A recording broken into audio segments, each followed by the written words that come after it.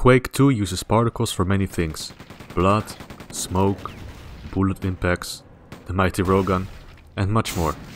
It's a fairly elegant and efficient method of adding visual effects to the game. Quake 2 without particles, well, it just wouldn't be Quake 2 anymore. We can divide Quake 2's particle effects into three categories. 1. Entity effects, which will continuously spawn at an attached existing entity. 2. Point effects, which will temporarily spawn at a given point in a three-dimensional space. And 3. Line effects, which will temporarily spawn across 2 points in a three-dimensional space. Before I start showcasing every Quake 2 particle effect, I'd like to give a brief explanation on how the particle system works. As some of you know, Quake 2 uses a client-server model. Data is continuously exchanged between the server and the client, whether it's online deathmatch or single player. Whenever a particle effect must appear on the client screen, a message is broadcast from the server to the client. Briefly put, this message contains information about the type of particle effect, where it must appear in the level, how it must behave, etc. Each particle is a short-living entity in the game with its own physics and behavior. There's a small limitation when it comes to particles, and that is color. To set a particle's color, you must address an index of the color map, which is Quake 2's palette. The colors are indexed from 0 to 255 and read from top left to bottom right. As you can see, the Quake 2 palette is not very colorful, so there's no way to create, let's say, hot pink particles. Now with that out of the way, let's start off by showcasing all the entity effects. Let's start off nice and gory. Gyp trails use dark red particles that are affected by gravity. Blaster bolts leave behind a yellow trail. Grenades leave behind a slowly raising smoke trail. Rockets use the same smoke trail with some additional fire particles that fall down. The BFG's projectile uses green orbiting particles in multiple directions. Flies appear on corpses of enforcers and mutants, quite similar to the BFG, but with half the particles and black instead of green. Teleporter pads spawn yellow particles in an upwards motion, which then slowly fall down and fade away. These particles appear around the red flag and capture the flag. Players carrying the flag will also be affected. Just like the red flag particles, but blue. This one is interesting because it is unused and there is no way to use this without editing the game's client code. It appears that players holding the quad damage power-up were emitting these particles at some point during development, but it got scrapped. It's exactly the same as the blue flag particles, but without the light effect. Quake 2's mission packs also add a new particle effect, so let's check out what the Reckoning brought us. Iron Rippers leave behind orange static particles. Gek Gyp trails behave just like regular Gyp trails, but are bright yellow. Thrown traps emit a yellow, cone-shaped and vertical particle effect in a violent manner. Now it's time for Ground Zero. Tag trails are used for a pretty obscure game mode in Ground Zero called Tag Token. It creates a yellowy sparkling effect around the player holding the tag token. There's an unused weapon called the Disruptor, which shoots tracker projectiles. These trackers emit black static particles. Entities hit by the tracker are engulfed by black particles that form a spherical shape. Fun fact, if you do a logic OR with the tracker trail and tracker sphere, the entity will emit this crazy lighting effect where everything briefly turns dark. Something interesting happens if you do a logic OR with the blaster and tracker particle effects. The blaster turns green. And that's it for the entity effects. I will now showcase point effects. Blood particles will spawn when organic entities are harmed. Grey particles will spawn when bullets hit walls. Shotguns use the same particles with the amount of particles halved. Blaster bolt impacts will spawn orange particles along with a three-dimensional impact effect. Orange sparks will appear when an armored player is harmed, destructible walls are damaged, or shootable switches are shot. Just like the previous sparks, but will spawn an extra three-dimensional impact effect if a bullet-based weapon is used. Enemies that use power screens will spawn green particles when hit. Similar particles are spawned when a player using a parachute gets hit, but in light blue.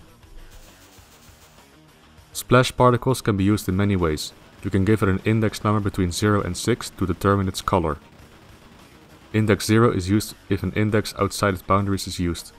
It appears as bullet impact particles. Index 1 is used for electric sparks. It will also play spark sound effects. Index 2 is used when a bullet hits blue water. Index 3 is used when a bullet hits brown water. Index 4 is used when a bullet hits slime. Index 5 is used when a bullet hits lava. Index 6 is a blood splatter.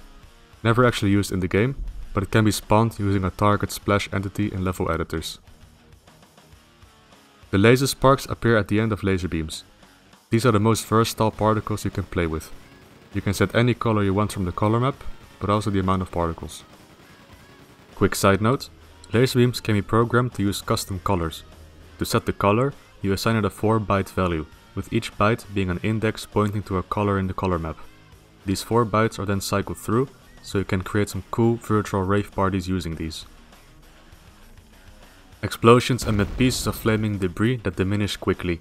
Quake 2 has many different exploding temporary entities, but they all share the same particle effect. BFG explosions use the same particle effect, but in green. Teleporting players will spawn a brief white fog particle effect. The final boss teleport is one of the more complex particle effects. With its 4096 particles, it's also the biggest. Players that log onto the server will spawn a brief fog of green particles that are affected by gravity. Same effect is used for disconnecting players, but red instead of green. There's an unused effect for respawning players. In the latest Quake 2 version, players respawn with the teleport effect. You will never see this effect in the game, but here it is. It's the same fog effect like logging in or out, but orange. Respawning items will spawn a small amount of greenish particles. Quake 2 mission packs also introduce new point particle effects, starting off with the Reckoning. Tunnel sparks behave exactly the same as laser sparks, but move upwards. Welding sparks are similar to regular sparks, but will emit a bit of light. Damaged Gex will spawn yellow blood. It's the same as the usual blood impact splatters, but with half the particles. Well, the Reckoning isn't really exciting when it comes to new point effects.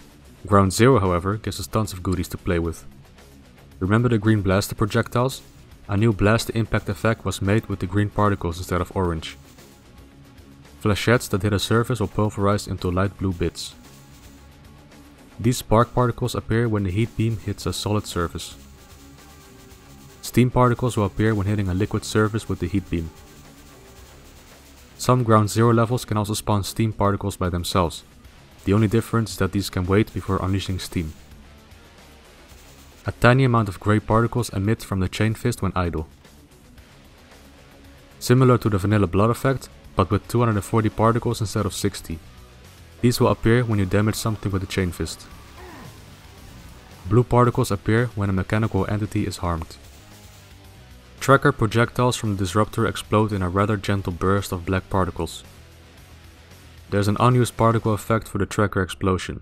This one creates an imploding sphere of black particles. When the first Widow version dies, she spawns a bizarre explosion of particles with the same palette as the big teleport. Similarly colored spheres also appear during her first death sequence. A tiny sphere of orange particles appears when the Widow is using her heat beam attack. The antimatter bombs found in Deathmatch explode violently in a fog of blue particles that quickly expand in size. The flame particle effect is rather interesting because it simply doesn't work. It is mentioned in the game code as TE Flame, which stands for Temporary Entity Flame. Trying to broadcast this effect in any way to the game client will disconnect you from the server.